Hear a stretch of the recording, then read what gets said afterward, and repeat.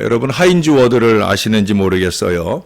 한 10여 년 전에 우리 매스컴을 떠들썩하게 했던 그런 인물입니다. 혼혈아라고 하는 이유로 미국에서 갖가지 제약과 따돌림 등을 극복하고 미국에서는 가장 인기 있는 스포츠 종목인 미식축구의 마지막 하이라이트 슈퍼볼에서 2006년도 MVP로 선정된 한국계 선수입니다. 처음이자 어쩌면 마지막일 수도 있는 대단히 훌륭한 선수였습니다. 우리는 인간 승리를 일궈낸 그에게서 참 승리가 무엇인지를 배울 수 있습니다. 그의 승리의 이면에는 어머니의 뜨거운 사랑과 눈물과 절제가 있었습니다. 하인즈는 한국계 어머니와 미국 흑인 아버지 사이에서 태어났어요. 어머니는 미국에 가서 이 남편에게 이혼을 당하고 아들도 빼앗겼습니다.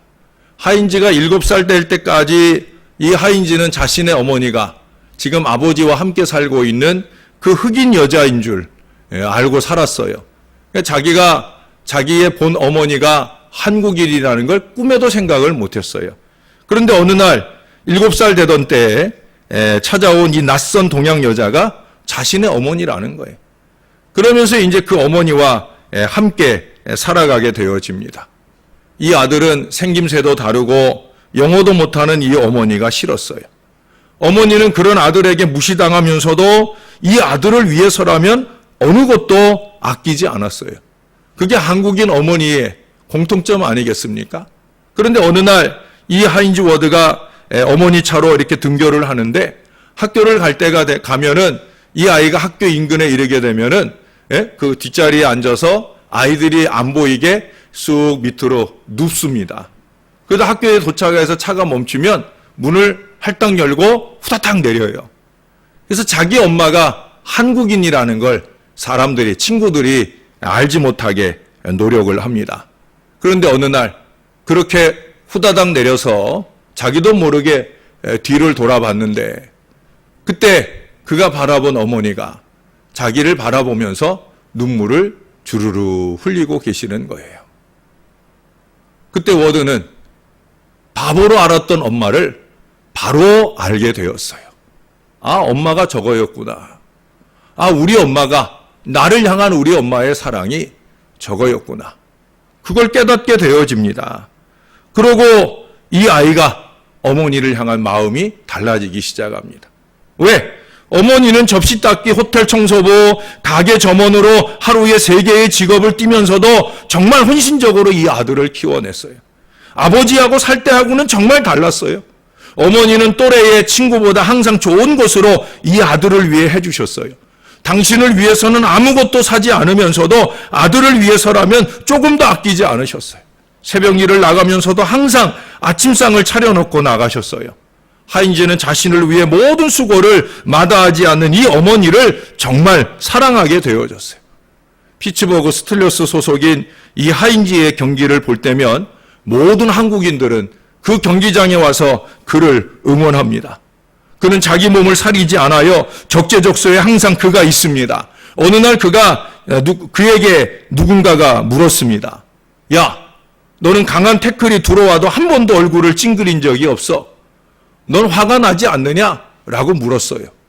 그때 이 하인즈가 이런 얘기를 합니다. 나는 어머니와 약속을 했어. 우리는 어떠한 경우에도 웃으면서 살기로 했어. 그것이 내가 어떠한 순간에도 화를 내지 않는 이유야. 그 하인즈 워드가 2006년에 그렇게 미국 슈퍼볼의 MVP를 차지하게 된 거예요. 그에게도 그의 어머니에게도 고생하면서 사랑하고 웃으며 최선을 다함으로 얻은 그 영광의 때가 찾아왔다는 거예요. 힘들고 어려운 때가 있었다는 거죠. 그러나 그 때를 뒤로하고 영광의 때에 이를 수 있었던 그 근본 배경은 뭐냐? 사랑하고 격려하고 웃으면서 갔다라고 하는 거예요. 여러분, 우리의 범사도 이처럼 쨍하고 해 뜰 때의 미래가 되면 참 좋겠습니다. 그러나 세상이 그렇게 쉽지 않죠. 아니, 세상적 가치관으로 좋은 것을 얻는 때만이 우리가 기대하는 그 때라고 생각을 하는데 아니라는 거예요.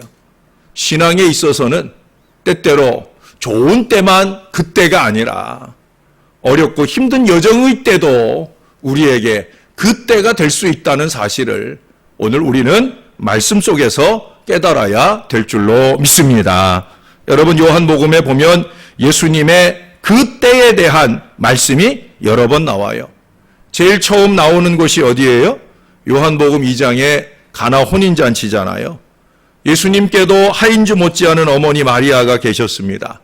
동정녀의 몸으로 이 아들을 낳고 남편까지 일찍 세상을 떠나고 그 사이에 애는 그렇게 많이 낳는지 7남매 이상을 홀로 키워오신 그 어머니가 장남 데리고 가나 혼인잔치에 참석을 했다가 이 아들에게 당혹스러운 요구를 합니다. 그 잔치에 포도주가 떨어졌다는 거예요. 내가 좀 어떻게 해주라는 거예요. 그때 예수님께서 하신 말씀이 뭐예요? 내 때가 아직 이르지 아니했다라고 하는 얘기죠. 물론 여기서 말씀하시는 때와 오늘 본문의 8절이나 8장 20절에서 의미하는 그때의 개념은 다른 듯 보여집니다. 특히 오늘 본문 6절에서 보면 예수님께서 내 때는 아직 이르지 아니하였거니와 라고 말씀을 하잖아요. 이는 그들 사이에 서로 다른 때가 있음을 말하는 거죠. 또한 예수님의 동생들이 생각하는 때와 예수님의 때가 확연히 틀린 것을 오늘 보여주는 것입니다. 동생들은 5절 말씀에서처럼 예수를 믿는 건 아니에요. 예수를 믿는 건 아닌데도 불구하고 그들은 예수님께서 명절을 맞아 좀 더 많은 사람들이 모이는 유대로 가서 더욱 명성을 떨치기를 촉구하는 걸 보게 됩니다. 형제였으니까 예수님을 하나님의 아들로서 믿지는 않지만 예수님께서 가나 혼인잔치나 또 이 앞에 크고 작은 이적들을 나타내는 걸 보면서 우리 형이 뭔가 좀 달라. 우리 오빠가 좀 뭔가 달라. 이게 그저 갈릴리 이 조그만 동네에서 그러고 말 게 아니라 유대 땅 예루살렘에 가서 그 사람들 많은 데서 우리 형님이 명성을 좀 얻으면 좋겠다. 예수를 위하는 척하면서 그들은 그 예수님의 명성을 등에 업으려고 하는 이 이기적인 마음들이 그들에게 숨어 있는 걸 봅니다. 예수님은 그런 그들에게 어머니와의 경우처럼 때가 이르지 아니했다라고 말씀합니다. 도대체 예수님의 때는 어떤 때이기에 이리로 더디어 오는 것일까? 분명 다른 복음서의 시작은 때가 찼고 하나님 나라가 가까웠으니 라고 시작을 했는데 그럼 때가 온 거 아닌가 싶은데 그런데 오늘 예수님은 아직 내 때가 이르지 않았다. 그 찼다던 때는 도대체 언제 오는 것이고 무슨 때일까 하는 거예요. 여러분, 분명한 것은 예수님의 마음속에는 당신의 때에 대한 정확한 비전, 꿈이 있다라고 하는 사실입니다. 예수님은 이 비전의 미래를 꿈꾸면서 때를 준비하고 때를 향해 나아가고 계셔요. 그러기에 마가복음 14장 14절에 보면 주님이 꿈꾸시던 바로 그 때가 명확해지는 것을 보게 되어집니다.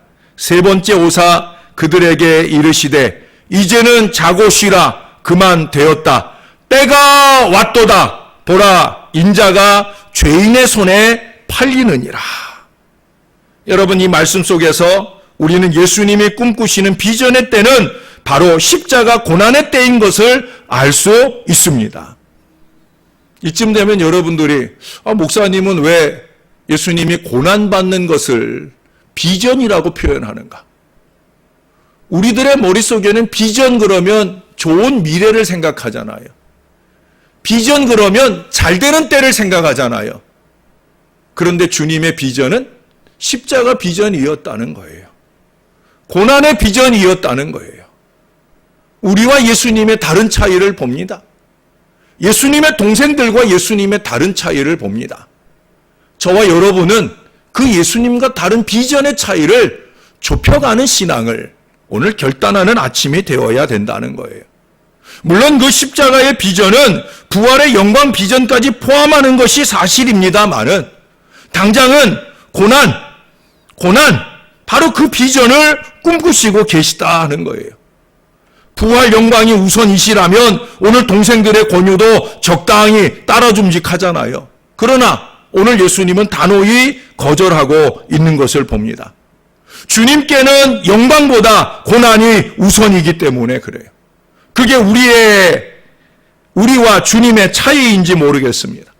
우린 영광이 우선인데 그래서 심하면 고난은 뒷전이거나 어떻게 하면 이 고난을 피해갈까 고난 미꾸라지 비전만 풍성하게 되어지는 경우를 많이 보게 됩니다.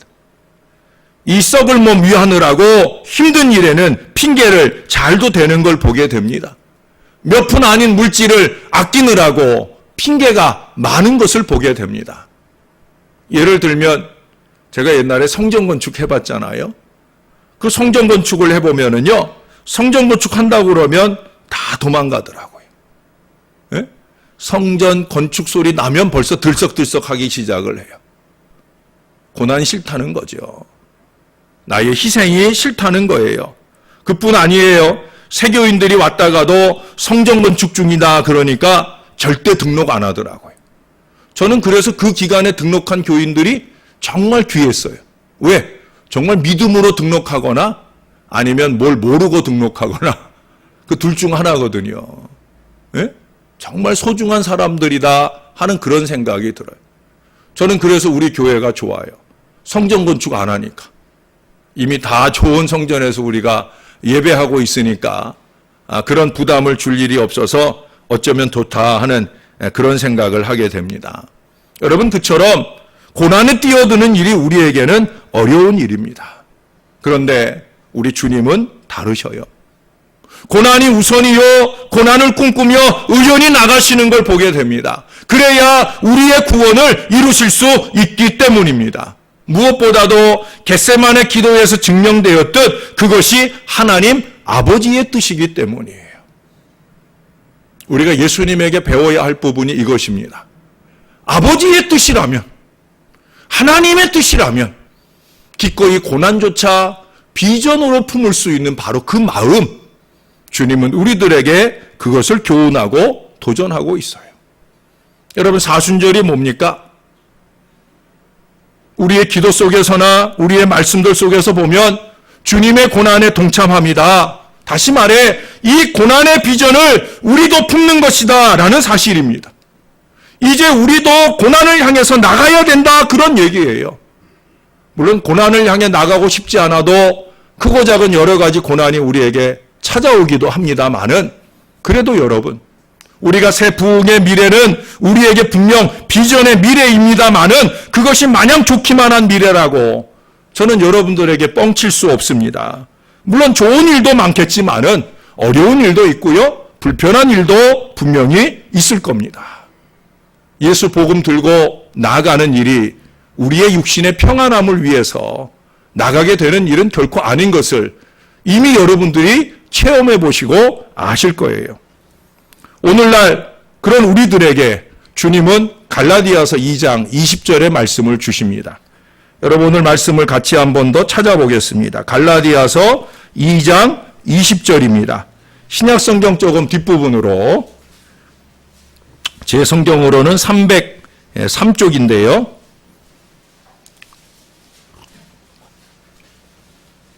한 구절이 좀 긴데 우리 같이 한번 한 목소리로 읽어보도록 하겠습니다. 2장 20절입니다. 시작. 내가 그리스도와 함께 십자가에 못 박혔나니 그런즉 이제는 내가 사는 것이 아니요 오직 내 안에 그리스도께서 사시는 것이라. 이제 내가 육체 가운데 사는 것은 나를 사랑하사 나를 위하여 자기 자신을 버리신 하나님의 아들을 믿는 믿음 안에서 사는 것이라. 아멘. 오늘날 우리 그리스도인들의 비전이 무엇이냐? 그리스도의 비전은 십자가의 죽으심과 부활하심이었죠. 우리의 부활의 소망과 비전도 이 십자가 비전이 선행되어질 때 우리 예수님의 비전과 일치되어지는 거예요. 제가 금요일 저녁에 자기 십자가라는 제목으로 설교를 할 때 그때 그런 얘기를 해드렸어요. 우리 주님의 십자가와 나의 십자가를 대보고 주님의 십자가와 같은 나의 십자가가 되도록 노력해야 된다. 주님의 십자가는 보혈이 뚝뚝 흐르는 고난의 십자가였는데 나는 십자가 진다 하면서 금빛 영광의 십자가를 꿈꾸는 사람이어서는 안 된다. 우리의 십자가도 주님의 보혈의 십자가처럼 그렇게 고난의 흔적이 있는 그런 십자가여야 된다 하는 말씀을 드렸었습니다.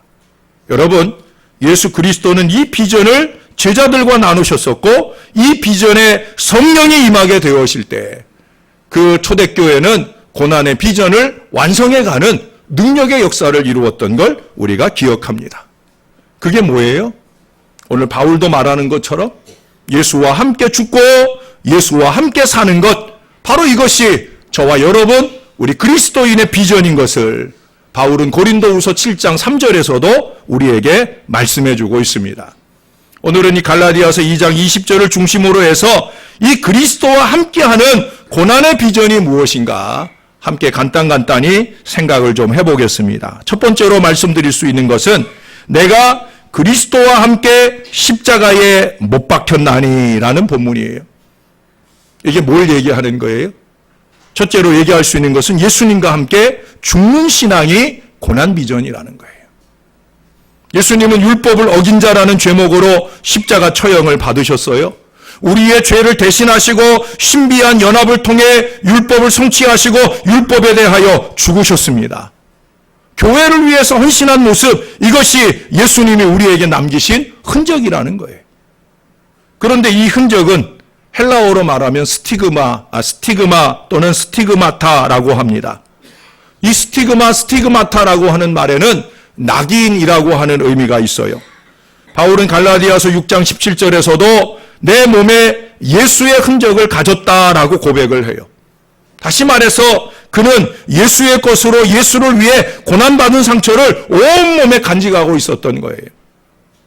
제가 여러분들에게 처음 와서 설교했던 2014년 10월 어느 날의 설교 속에서도 제가 갈라디아서 6장 17절 얘기를 했어요. 그때도 이 흔적 얘기를 하고 낙인 얘기를 했어요. 바울의 온몸에 가득한 흔적, 고난의 상처. 그는 40에 하나 감한매를 5번이나 맞았어요. 3번 태장으로 맞았어요. 깊은 강이나 바다나 절벽 아래로 밀어트림을 당하기도 했어요. 그는 그 많은 고난을 받으면서 예수님보다 적어도 5배 이상 많은 상처가 그의 머리끝부터 발끝까지. 예수님은 크고 멋있는 모습이셨지만 바울은 작고 보잘것없는 체구에 그 많은 고난의 상처들, 그것이 온몸에 가득했다는 거예요. 중요한 건 뭐예요? 바울은 그 상처로 인해 아파하지 않았다는 거예요. 그 상처로 인해 괴로워하지 않았다는 거예요.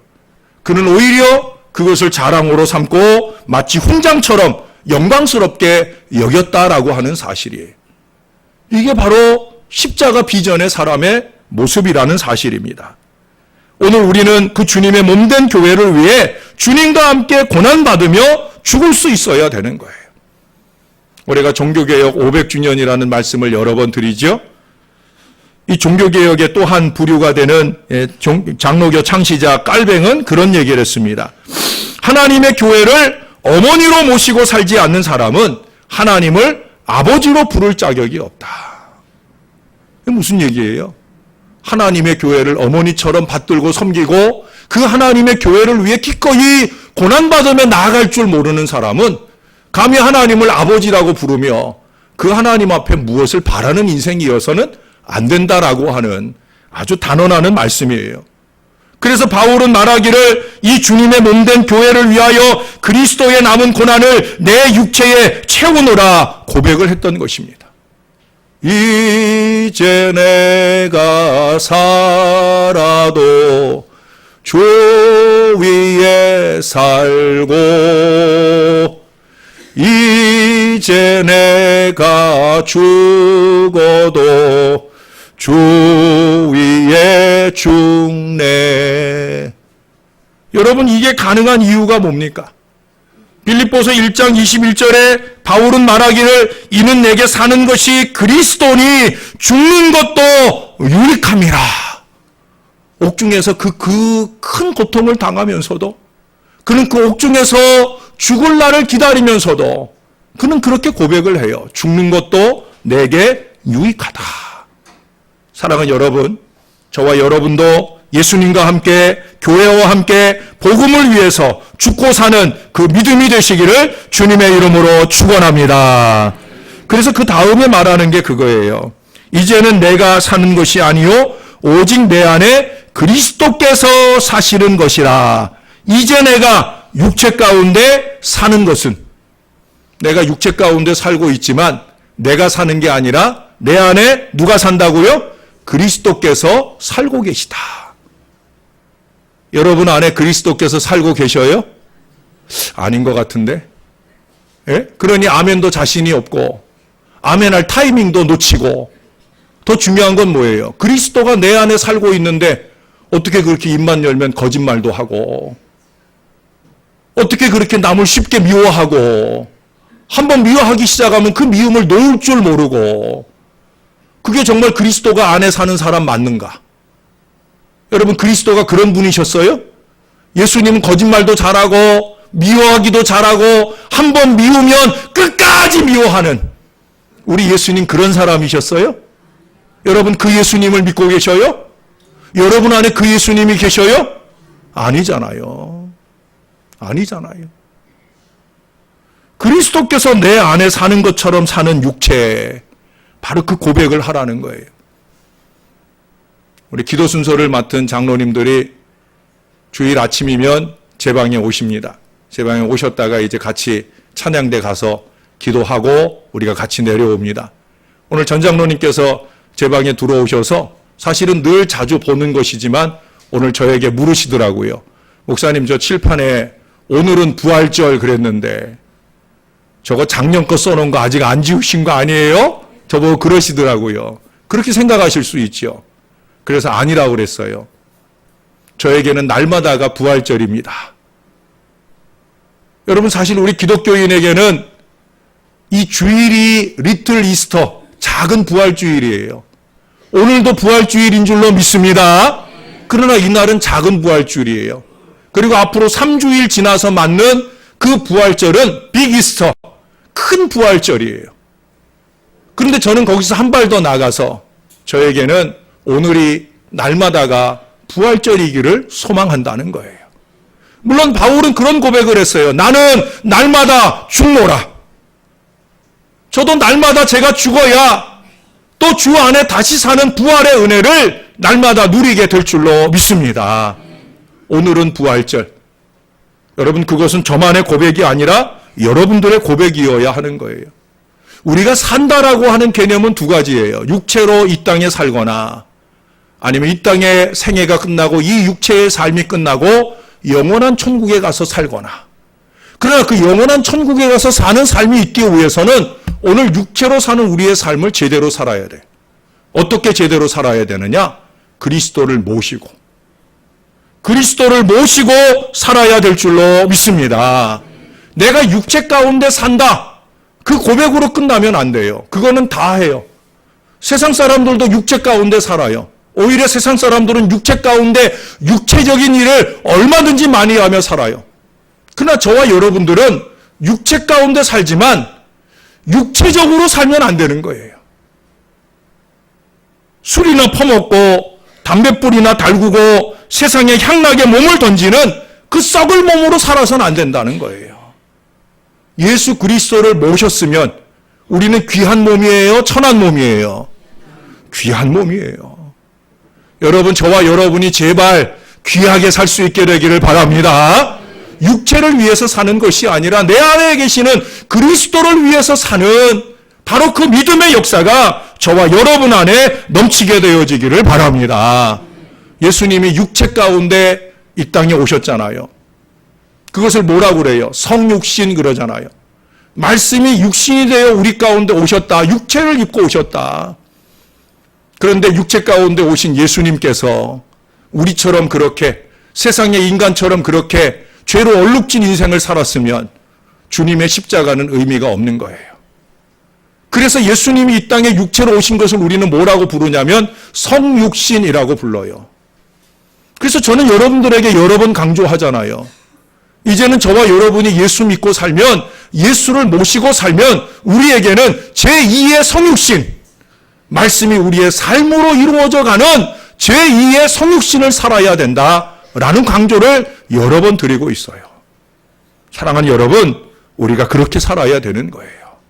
아직은 좀 부족하지만, 아직은 좀 연약하지만 그리스도의 말씀이 우리의 삶에서, 그리스도의 은혜가 우리의 삶에서 이 육체 가운데 사라지는 그 거룩한 은총과 능력이 저와 여러분 가운데 나타나는 아름다운 삶이 되시기를 주님의 이름으로 축원합니다. 세 번째는 그런 점에서 우리는 십자가의 예수님을 우리의 비전으로 삼고 살아야 된다는 거예요. 우리는 누군가와 일치점을 찾는 걸 좋아하잖아요. 고향이 어디세요? 그리고 같은 동양 사람을 만나면 뭔가 통하는 것 같아서. 예? 학교 어디 나왔어? 나 어느 학교? 나랑 같은 학교네. 예? 또 나하고는 상관없는데 아무개와 아무개의 학교를 연결시켜서 짝을 지어주기를 원하는 그런 속성이 있어요. 또 선남선녀가 서로 만나서 맞선을 볼 때 제일 많이 묻는 질문이 뭐예요? 그래서 여자들 가운데 이 질문하는 사람하고는 종쳐라, 그런 얘기도 있어요. 그 질문이 뭐예요? 취미가 뭐예요? 라고 물어오는 남자하고는 사귀지 말아라. 왜? 미천이 없다는 거죠. 그건 아주 일상적인 통상적인 질문이니까. 그러나 그러할지라도 같은 취미를 만나면 기분이 좋아지잖아요. 그런데 여러분, 만일 이름이 같다면 얼마나 좋겠어요. 저와 여러분은 이름이 같아요, 달라요? 나는 같은 줄 알고 살았는데 여러분 다르다고 생각하는구나. 나는 그리스도인이라는 이름을 갖고 사는데 여러분은 아닌가 봐요. 여러분 아니에요? 맞아요? 아닌가 보네. 야, 이거 시너지 읽게 큰일 났네. 우리 교회는 그리스도인은 없고 김용만, 정상배, 전차곤 이런 분들만 살고 계시나 봐. 여러분, 우리는 같은 이름으로 사는 줄로 믿습니다. 얼마나 중요한 공통점인지 몰라요. 제가 우스개 얘기 하나 할게요. 이거 그냥 아재 개그라고, 오래된 아재 개그라고 생각을 하고 들으셔요. 교회를 열심히 다니는 각 형제 자매가 있었는데 이 두 사람이 어떤 사람의 소개로 맞선을 보게 되었어요. 근데 둘이 교회에서 워낙 얌전하게 지내다 보니까 그러다 보니까 둘이 만나가지고 얘기할 거리가 없는 거예요. 그래도 이제 우선은 남자가 먼저 자기소개를 해야 되잖아요. 그래서 소개하기를 제 이름은 철입니다. 그랬더니 여자가 맞장구를 쳐줘요. 아, 철이시구나. 그러니까 이 남자가 말하기를 성은 전이에요. 전철. 이러니까 그 여자가 막 박장대소하면서 막 웃는 거예요. 그래서 왜 웃으세요? 라고 기분 나쁘게 물었어요. 그랬더니 이 여자가 그러더라고요. 제 이름은 호선이에요. 성은 뭐겠어요? 이호선. 예? 이호선이에요. 라고 그러니까 둘이 막 웃더라는 거예요. 두 사람이 잘 됐을까요? 안 됐을까요? 제가 생각할 땐 잘 됐을 것 같아요. 왜? 공통점을 찾으면서 시작이 되잖아요. 사랑하는 여러분, 만일 우리가 주님과 같은 비전을 품는다라고 하면, 그렇다라고 하면 그것보다 의미 있는 관계가 어디 있겠습니까? 그리스도인이라는 이름으로 우리가 하나가 되었고, 주님이 가진 십자가 비전이 우리의 비전이 되어 주님의 비전과 우리의 비전이 일치된다고 하면 주님이 우리를 얼마나 관심하겠어요? 우리는 또한 주님께 얼마나 관심하며 신앙하며 살겠습니까? 왜 고난 비전이어야 합니까? 라고 물으실 분들도 있을 거예요. 물론 항상 고난 비전만은 아닙니다. 그러나 그것이 주님을 영화롭게 하는 일이라면 그럴 수 있다는 거예요. 사람이 왜 이 땅에 창조되었어요? 하나님을 영화롭게 하기 위해. 왜 예수님께서 십자가를 지고 돌아가셨어요? 아버지를 영화롭게 하기 위해 십자가를 지고 돌아가셨어요. 그 주님의 영광을 위하여라고 하면 오늘 우리는 기꺼이 예수님과 함께 살기도 하고 예수님과 함께 죽기도 하는 신앙이 가능할 줄로 믿습니다. 진정 행복하게 사는 신앙은 다른 데 있지 않다는 거예요. 그리스도와 함께 예수 안에서 죽는 데 있다는 거예요. 내가 불행한 것은 내 자아가 죽지 않았기 때문이라는 사실이에요. 내 안에 있는 분노와 과거에 맺힌 한과 응어리로 인해서 행복할 수 없다는 사실이에요. 이건 여러분들의 얘기가 아니라 제 얘기예요. 제가 행복하지 못한 순간을 만날 때 저는 깨달아요. 아직도 내가 안 죽었구나. 아직도 내가 안 거꾸러졌구나. 사람들 앞에는 내 별명이 곰입니다. 한글을 곰으로 쓰고 거꾸로 뒤집으면 문이 됩니다. 다른 사람들이 나를 통해 구원으로 들어가는 문이 되기를 원합니다. 라고 말하면서도 내가 곰으로서 거꾸러진 인생을 살지 못하니까 문이 되지 못하고 나를 통해 구원의 은혜로 들어가지 못하는 그 어리석음을 깨달을 때가 얼마나 많은지 몰라요. 그 이유가 뭐예요? 아직도 정과 욕심으로 살기 때문에 그래요. 저와 여러분이 우리의 정과 욕심을 십자가에서 죽일 수 있어야 됩니다. 십자가에 이것을 못 박을 수 있을 때에야 우리는 예수님을 믿고 난 후에 가장 중요한 이 본성이 변화되는 역사를 우리 안에 이루어 가면서 예수와 함께 죽고 예수님과 함께 다시 사는 위대한 축복의 인생을 살 수 있게 되어지는 거예요. 여러분, 나쁜 일 하고 사는 것도 쉬운 일 아니에요. 저도 지금 땀을 삐질삐질 흘리지만 도둑질 하는 사람도 도둑질 하려고 할 때 얼마나 땀이 나겠어요? 예? 사람들 누구에게 들키지 않을까? 얼마나 노심초사하겠어요? 그들은 그렇게 힘겹게 삽니다. 세상을 추구하는 것도 주님 따르는 일 못지않게 힘이 든 것 맞습니다. 그러나 어차피 고생하는 것 같지만은 기왕의 고생이라면 나중 영광이 보장된 은혜로운 고생이 참 고생이 되는 줄로 믿습니다. 성경은 분명히 우리에게 약속해 주고 있어요. 현재의 고난은 장차 나타날 영광과 좋게 비교될 수 없도다. 제가 십자가 비전을 견고하게 움켜쥘 수 있는 이유가 바로 여기에 있어요. 십자가 비전은 나중의 영광을 보장하고 있다는 거예요. 그러나 사실 나중 영광만 아닙니다. 현세의 삶 속에서도 주님은 우리의 마음 가운데 평강한 역사를 더해 주시는 줄로 믿습니다.